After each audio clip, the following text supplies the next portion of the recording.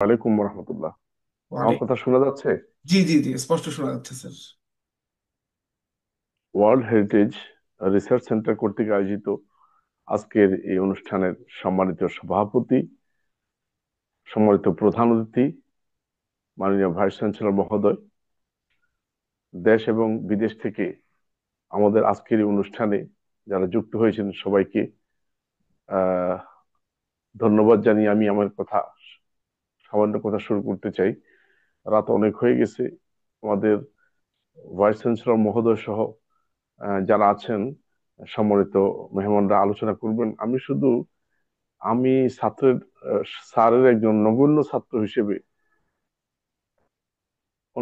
ছোট্ট কিছু কথা আমি শেয়ার করতে চাই।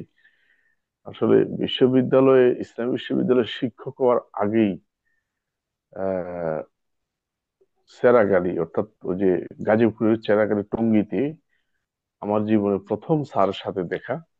ওখানে একটা মসজিদে ইসলামী বিশ্ববিদ্যালয় যখন কুষ্টিয়াতে স্থানান্তরের ঘোষণা হয় গাজীপুর থেকে, তখন আমি চেরাগালি এই এই জায়গায় একটু আমার এক আত্মীয়ের ওখানে থাকতাম। স্যারের সাথে হঠাৎ আসরের নামাজের সময় স্যার উজু করতেছেন একটা আহ, জায়গায় বসে। তো আমি স্যার ওনাকে চিনতাম না। আমি সালাম দিলাম, একটু পানি এগিয়ে দিলাম।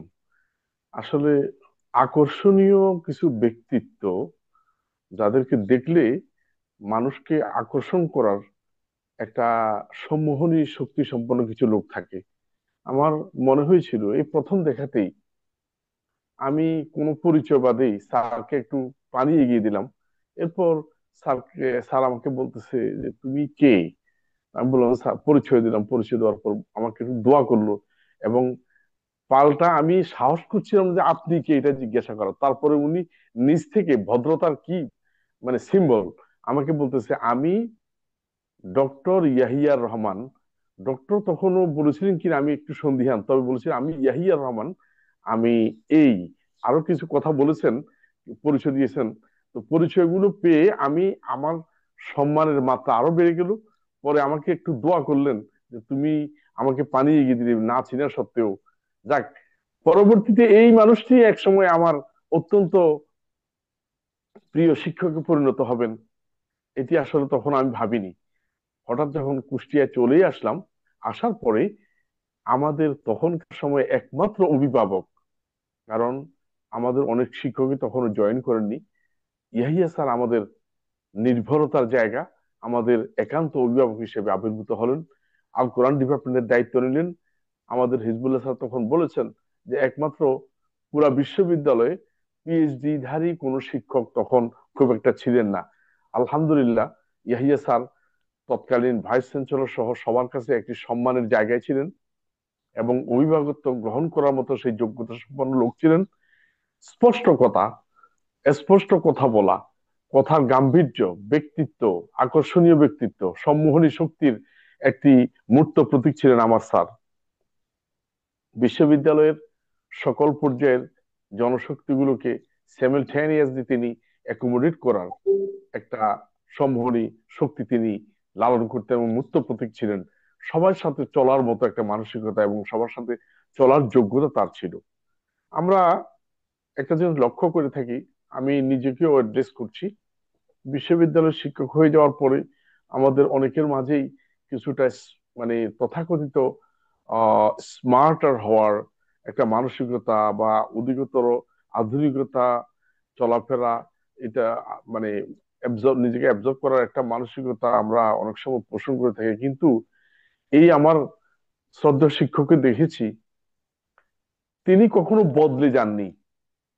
আমলিয়াত, আখলাক একটা, এবং ইসলামী রুহানিয়তের, দ্বীনি রুহানিয়তের এক মূর্ত প্রতীক ছিলেন ইয়াহিয়া স্যার। আল্লাহ একেবারে জীবনের শেষ পর্যন্ত সেই অবস্থার মধ্যে তিনি আলহামদুলিল্লাহ অব্যাহত ছিলেন। তার আচার আচরণ, তার কথাবার্তা সবসময় ওই যে আল্লাহ রসুলের যে হাদিস, কালিমাতুন তয়্যিবাতুন সাদাকা। রসুল্লাহ সাল্লাল্লাহু আলাইহি ওয়াসাল্লামের একটা সামাইল ছিল যে বাশাশাতুল ওয়াজহে, কারোর সাথে হাসি মুখে ফেস করা। এই ব্যক্তিগত জীবনে ইয়াহিয়া স্যারের কোনো দুঃখ ছিল আমি মনে করি না, কারণ দুঃখ বোধের কোনো প্রকাশ আমি কোনোদিন তার মধ্যে দেখি নাই। আমি কখনো দেখতাম না কুষ্টিয়া শহরে তিনি সদা সর্বদা বিশ্ববিদ্যালয় থেকে যাওয়ার পরেও তিনি এই বিভিন্ন ইসলামী অনুষ্ঠান, বিভিন্ন তাফসির মাহফিল, বিভিন্ন অনুষ্ঠানে তিনি ব্যস্ত থাকতেন। তাহলে তিনি সংসারের প্রতি দায়িত্ব, নিজের সন্তানের প্রতি দায়িত্ব, এইসব ব্যাপারে আমরা জানি না। অনেকেই সবকিছু করেছেন, না করলে আজকে হাসান ইয়াহিয়া হতো না, খালিদ ইয়াহিয়া হতো না, ওই ডাক্তার, মেয়েরা ডাক্তার হতো না, মেয়েরা পিএইচডি হতো না। অবশ্যই তিনি তাও করেছেন। এটা আসলে বরকত।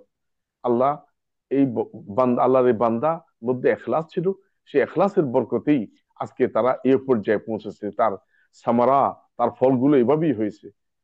তো কিন্তু আমরা দেখতাম আসলে তার কাজের মধ্যে কি বরকত, যে তিনি একাধারে একাডেমিক একাডেমিক এবং অফিসিয়াল দায়িত্বগুলো পালন করেছেন, সামাজিক দায়িত্ব পালন করেছেন, দিনী দায়িত্ব পালন করেছেন, এবং সাথে সাথে বন্ধু বান্ধবের দায়িত্ব, সবকিছু একই লোক একই স্যামিলটেনিয়াসলি করার যে একটা যোগ্যতা, এটা আসলে অসাধারণ।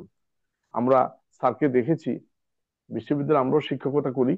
তো কিন্তু একটা পর্যায়ে আমরা দেখি যে আমরা বিনা নোটিশে ছাত্রদেরকে ক্লাস অনেক সময় আমরা নিতে পারি না, কিন্তু কোনো নোটিশ করি না।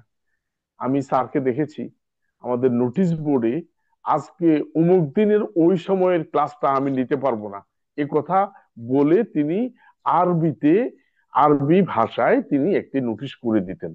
যার কারণে ছাত্ররা আগে থেকেই অবগত হতো যে স্যার ওই দিন ক্লাস নেবেন না, আবার বলতেন যে ওই দিন আমি ক্লাসটা নেব, এটা বলে দিতেন। আমাদের অনেক আলোচনা হয়েছে, আমি আলোচনা সংক্ষেপ করতে চাই।